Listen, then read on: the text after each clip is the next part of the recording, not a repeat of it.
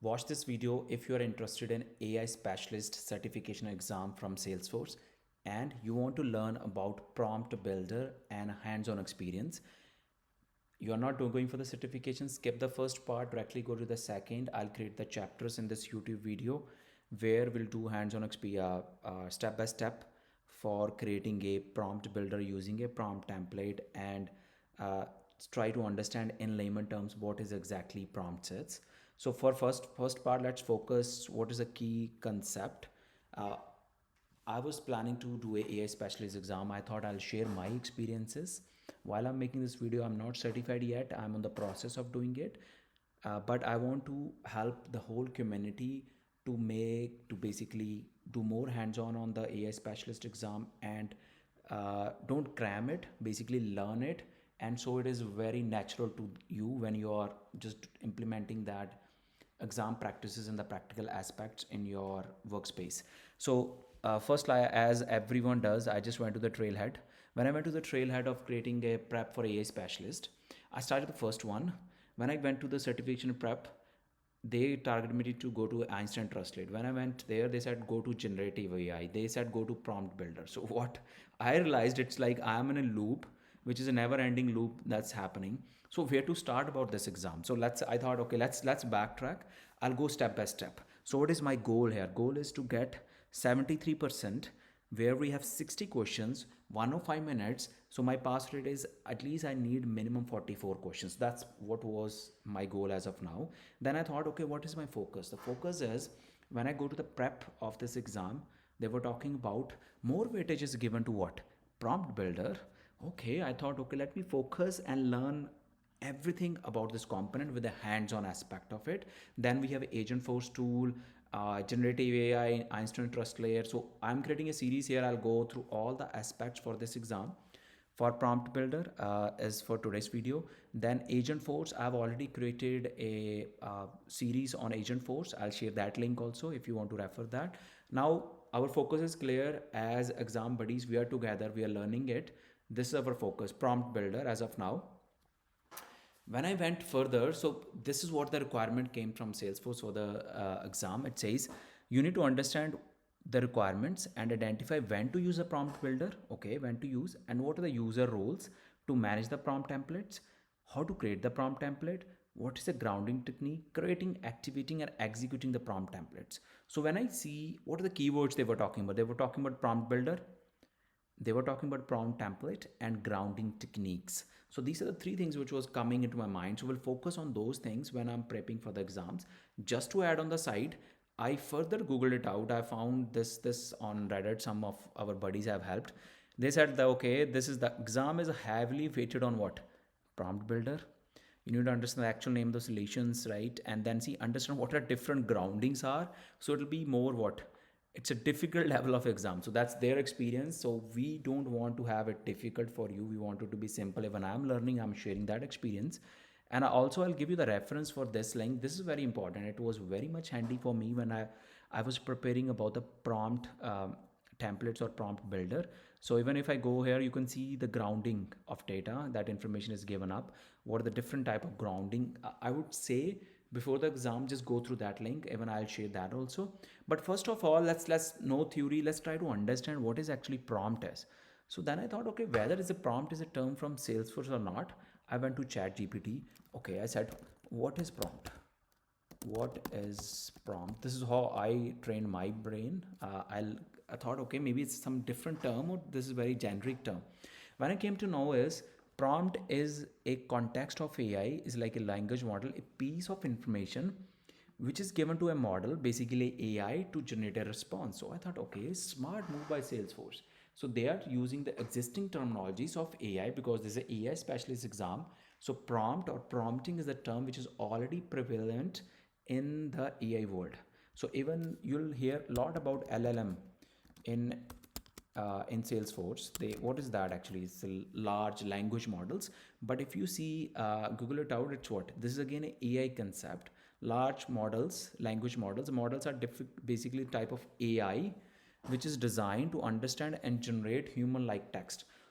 Why I'm showing you here is Don't get afraid by this certification. It's very simple. It's a basic terminologies of AI that's being used in Salesforce. Salesforce have tried to make it very simplified for us. So now let's go back to prompt again. So we have to focus on these capabilities when we are prepping for the certification. Again, a bit of theory, but it'll get you the context right when we go into the second part, where we will be creating a prompt builder, creating prompt template. So first of all, let's try to understand prompt. This is again from the Salesforce terminologies. It's an AI model which need guidance to create content, which is called prompt. So you should know what is a prompt. Basically, it's a set of instructions that is given to a AI model to create some response out of it. So prompt is clear. Now you know the terminology. Basically, it's instruction like a recipe to create. You want to cook a cake, you want to create any recipe. It's those steps that you need to follow. That is what instruction is called prompt. Now, prompt design to create a valid instruction for a model. So we need to do LLM, large language model, in Salesforce to work. Basically, anything which we have created using a prompt, a set of instruction, we push it to LLM, it will reply back with a response. You're confused? Okay, let's go back. Let's go back to this structure again. Don't focus what is Einstein trust layer. I don't want you to focus here. Just focus on what we have, creating some instructions. We are pushing that instructions to that LLM model. It is replying back in the form of a response. Just focus on these terms which we have talked as of now. Now, to get a better response from LLM, we need to do a grounding of prompt. Now you'll say, what is this grounding? Another term. Grounding means a specific set of data that is given to a LLM, that's a AI model, to give us a better result. For example, the same I could have done in Chat GPT. Can you create a email for sales team with 250 words? So this is what AI is doing. I'm just giving it a prompt, a set of instructions. Now it is creating me an email. But the point is, the Chat GPT is giving me a very generic email. It'll say, okay, hi team, this is the focus on a high impact opportunity, collaborate. What is it missing is the key component, which is the data, which comes from what? It comes from Salesforce, it comes from flows, it comes from Apex, it comes from third party. So we need those tools. That's what I was talking about.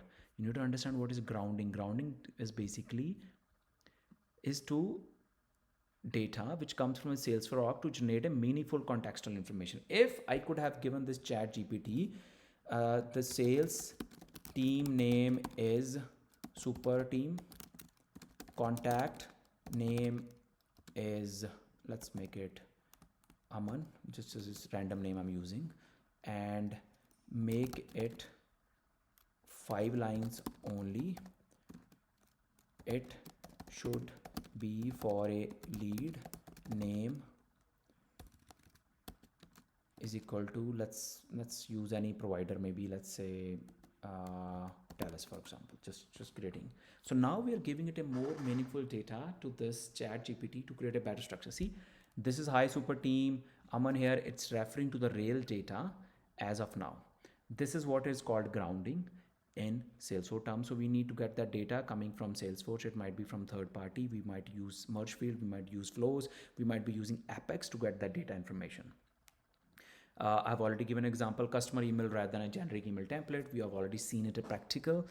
Element setting can also impact response apart from grounding. So even the settings of that model which you are using, whether that model is trained to give a response, is also another factor which can impact your response. Because at the end of the day, we have to give input in a human-like language.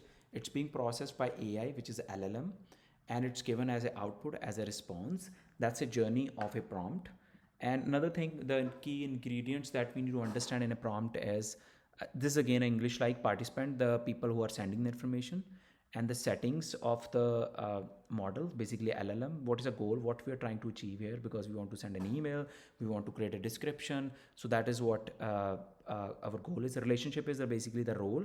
What is whose information is this all about? It was about our super sales team. What's the data? The data is the real grounding part where the information is coming from. It's a contact objects account we are talking about. Another thing is then now we give instructions to LLM. This is what the instructions are in this language. If it's still theory, yes, we'll do practical in the next steps. That'll give you more clarification. But as of now, I just need your one favor, one support is like and subscribe to our channel. It motivates us to create more valuable content for you, and it motivates me so that I can clear that certification, and you can also do that. Another thing is that we need to be very specific. What is the limit, basically a guardrail within which boundaries this LLM have to reply that, and plus the what type of language we need to be very professional, or is there any bad language that's being used. Just train your model not to use it, and what is the professionalism of style and tone of it. For example, if I go to the chat GPT, make it more professional, avoid aggressive words, and your role is sales person. Now you'll see we are giving a more context to this AI model, give me a better understanding. See, as per work towards finalizing this opportunity, momentum, see, it's giving me a better result based on the information which I provided. So we have given this set of instructions to that LLM. So that's again a key ingredients of a prompt is. Now prompt, we came to know what is a prompt template, because it's basically a reusable prompt. So for example, you have created one prompt which gives you a sales email. It's once created, it can be used anywhere, everywhere, based on the instructions being set in that prompt. So that's what a reusable, like a reusable functions in Apex we have. Similarly, like a flex card we have. That's what a prompt template is, just creating a reusable components. And then whatever templates we can have a sales email, we can have a field generation, we can have a record summary, we can have a flex template being created. And today's video I'll be creating a field generation which will give you a summary of a account activities. I'll show you the flex also in a hands-on experience. So this was all about theory. Now let's go deeper into the practical aspect of prompt building. I know video is going a bit long, but I'll just set a context here. We'll start with the prompt builder, just to give you a context, and then we'll create another part of it. So this is my Salesforce org. What we have to go is we go from setup. So Einstein is already enabled here, just for information. If you're getting any issues, let me know. I'm searching what prompt. So I'm going directly to the prompt builder. So basically we need a prompt builder to create that prompt. On the top right, we have what I can call new prompt template. And when I just watched these videos also, it was just generic videos just to give a gist of what a prompt builder is. So I clicked on this. So now it is asking me what, as I told you here, what we have field generation, record summary. These are the types of the prompt templates. So in today's video, I'll be doing hands-on on a field generation one. We have a flex. If I take a flex, basically here I can add 5 objects. So that is a max that I can do for a flex. Basically you can get opportunity, case, merge together, create a knowledge base, or create a generic summary out of it. That's a possible using a flex one. Also we have knowledge answers, we have a record summary that's being created, but for now we'll use field generation. Let's give a name, let's give it a generic name so as we can reuse it later. Let's make it as review summary. Let's make it like that. So now this is again a set of instructions that you need to tell when this prompt template will be called. It's like this, like a name of a reusable reusable function that we have. Similar like that, you need to fetch contact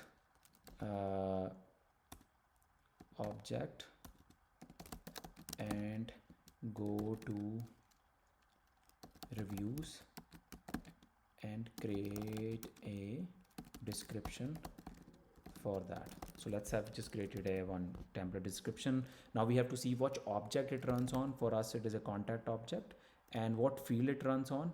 We are using a guest summary. So let's make it as a you need to fetch contact object and go to guest summary reviews and create a description for that. In case this guest summary object is not available here, go to field and relationship or contact object and make it visible for your admin or user. I had those issues, just letting you know. Click next. Now this is what we have. We have a prompt builder ready for you. I know you're seeing it for the first time. What it means is this is what prompt template workspace, which says create prompt template with a natural language instruction. So basically keep it like an English like, so that it's easy to understand. We have to give all the instructions that we are giving to prompt. It's being given here. So for example, they have given instructions, limit the description to 500 characters. So this is basically a training your model. And on the right side, if you see, you have a standard models, you can have a custom models, which are third party trained, you can use that. So in the standard models, you have what OpenAI, Azure models being present here, you can use that. So we use the OpenAI chat GPT-4 templates, which I was using when I was searching on here also.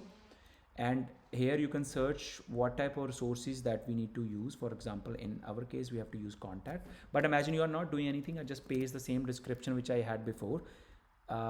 For this is the preview basically on the top, sorry, the bottom part, which will show how our LLM, basically the model, will react when we send them this instructions.